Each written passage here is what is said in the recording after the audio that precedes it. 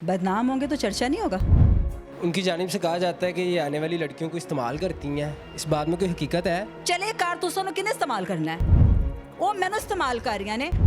ये नानी है, दादी हैं, क्या सच में नानी दादी हैं आप? इंशाल्लाह ताला मैं अपने बच्चों की शादी करूंगी ना जब, तो इन खुसरों को मैं ज़रूर बुलाऊंगी और इनको कहूँगी कि आके बधाई लेकर जाओ और आके आके यहाँ पे नाचो और आके आके डांस करो, डांसरो। खूबसूरत कैफ जो है उन्होंने कहा था कि खूबसूरत कैफ वो कौन है? जहाँ पे वो रहती है ना गुजरांवाला की, जहाँ की वो अपने आप को बहुत बड़ी स्टार समझती है, अपने जिस्म के हिसाब से बहुत बड़ी स्टार समझती है ना, तो वहाँ पे उनको पाक कैफ कहते हैं। कितने शूटर रखे हुए हैं?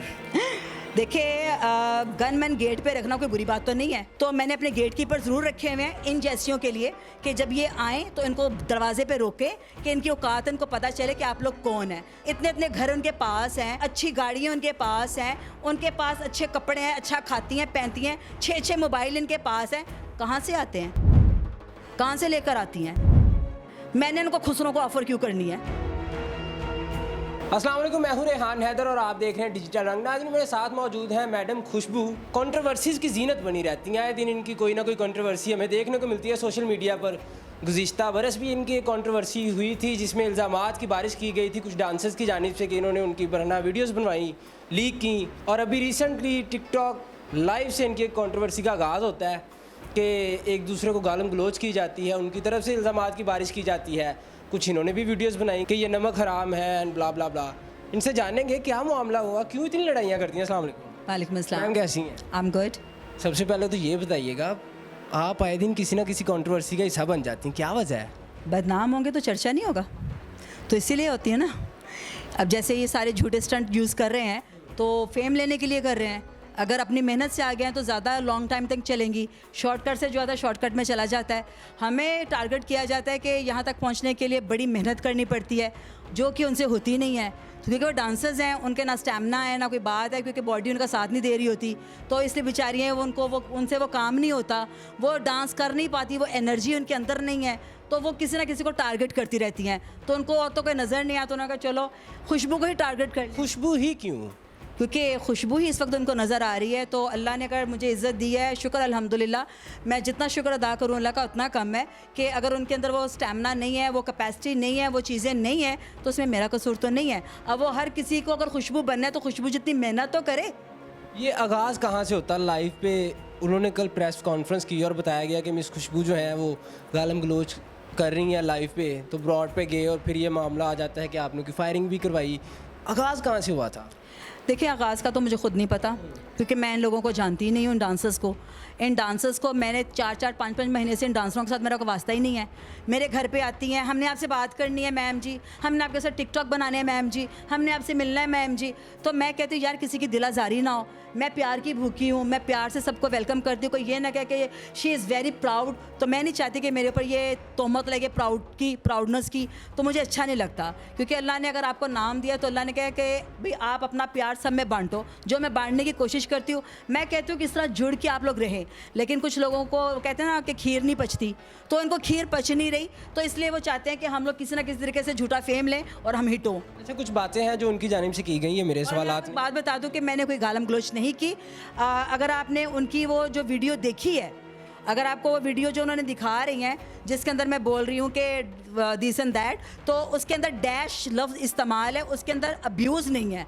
अब्यूज़िंग उन्होंने शुरू की, उन्हों की तरफ से अब्यूज़िंग होती रही है, वो अब्यूज़ करती रही हैं मुझे। मैंने कोई अब्यूज़िंग नहीं की, मुझे पता है मैं ख़ानदानी हूँ, अपना ख़ानदान मैंने शो किया है, मैंने अपने पैशंस अपने कंट्रोल में रखे हैं, और जिनका ख़ानदान जो है वो उन्होंने सामने आपके आ चुका है कि जिस ख़ानदान से बिलोंग करती हैं वो उन्होंने आपको सबके सामने बैठ के दिखा दिया।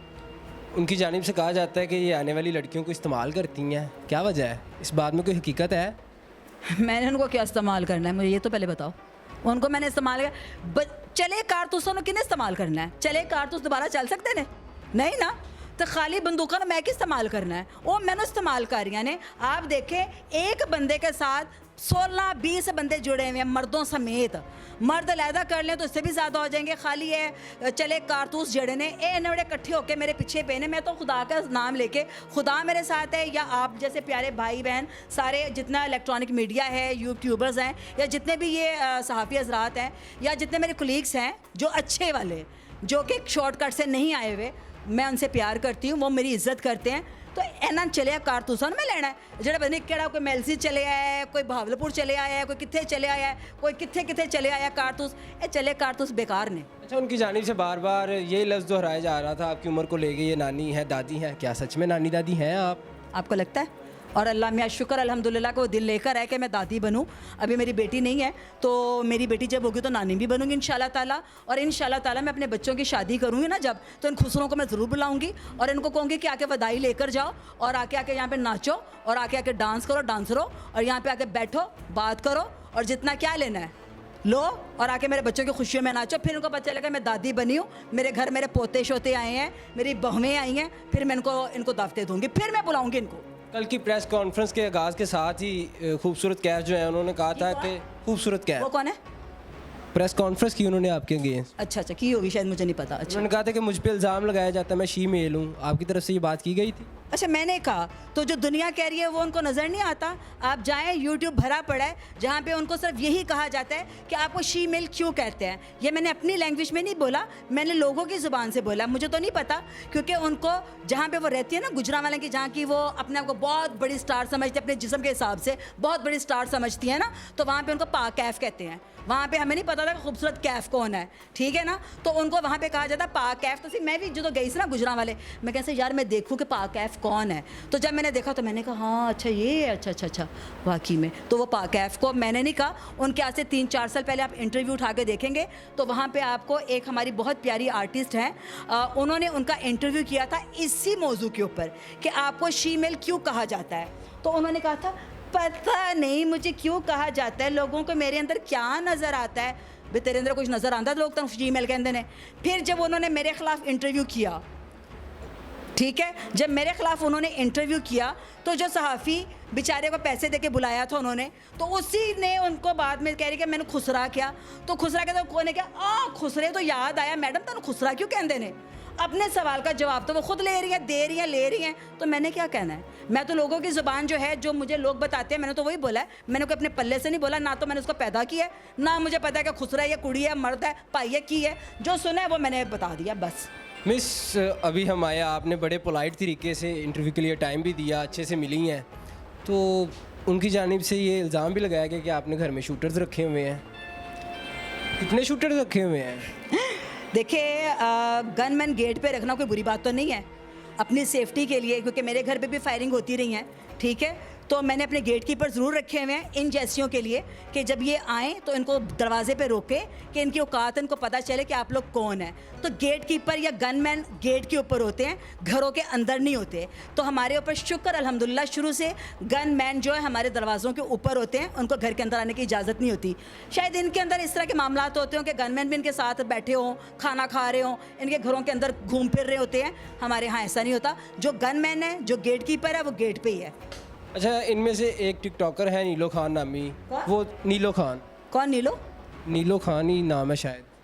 अच्छा, वो जो नगीन जो 20 साल पहले शादीशुदा थी, उनका नाम नगीन है। हाँ नगीन, अच्छा वो टिकटॉकर नगीन, अच्छा जी, क्या हुआ उसको? वो तो फील्ड की भी नहीं है, थिएटर की नहीं है, और उन्होंने एक जुमला कहा था कि मुझे मैडम ने गलत काम करने पर ऑफ़र की। मैंने उनको ऑफ़र की, उनमें ऐसी कौन सी ख़ास बात है मैं उनको ऑफ़र करूँगी? उनमें ऐसी कौन सी ख़ास बात है? 20 साल पहले उनकी शादी हुई, अभी उनकी ये 2 साल पहले भी शादी हुई, इसके इन बिटवीन पता नहीं कितनी शादियाँ हुई। दुबई किस लिए जाती हैं?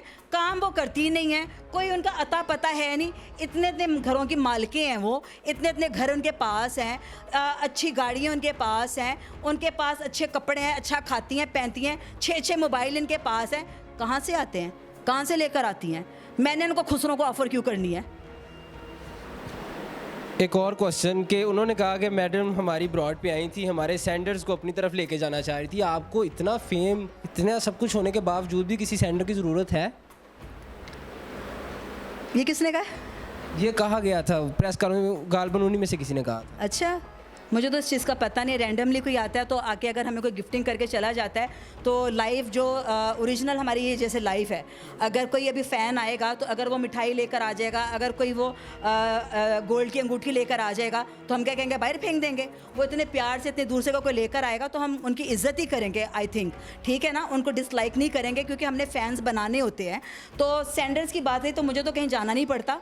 तो जितने भी अगर आपको मैं कोई वीडियोस दिखाऊंगी या आप देखेंगे तो ये सारी मेरी ब्रॉड पे बैठी हुई है, मैं किसी की ब्रॉड पे जाके नहीं बैठी। तो सेंडर कौन घेर के लेके जाता है, कौन नहीं घेर के लेके जाता, आप मुझसे बेहतर जानते हैं।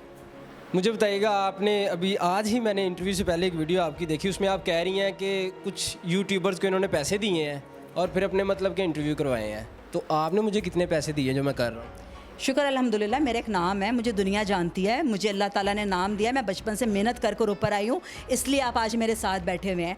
अगर मैं वो काम ना करती, मैंने इज़्ज़त से नाम ना कमाया होता, मैंने बचपन से इतनी मेहनत ना की होती, मैंने थिएटर में इतनी मेहनत ना की होती, शायद मुझे भी आपको पैसे दे के बुलाना पड़ता। लास्ट पे जाते जाते बता दीजिएगा, मामला मुफाहमत की तरफ आएगा? मेरी तरफ से तो शुरुआत थी ही नहीं। तो अगर वो प्यार से अपना काम करेंगी, प्यार से अपना सॉरी कहेंगी, प्यार से अपने आप को वो मानेंगी कि हमने गलती की है, हमने आप पे गलत इल्ज़ामात लगाए हैं, तो मेरी तरफ से 120 मिला। मिल बैठ के सोल्यूशन निकल आएगा? मुझे कोई इतराज़ नहीं किसी चीज़ का। कोई पैगाम देना चाहें? बी हैप्पी, तो खुश रहो तो खुश रहने दो। बहुत शुक्रिया जी। तो नाज़रीन, ये थी खुशबू खान साहिबा। उम्मीद है इनसे हमने काफ़ी सवालात किए जो कि कल की प्रेस कॉन्फ्रेंस में उनकी जानिब से इल्ज़ामात लगाए गए थे। आप इस बारे में क्या राय रखते हैं, कमेंट सेक्शन में ज़रूर बताइएगा। मुझे दीजिएगा इजाज़त, अल्लाह निगहबान।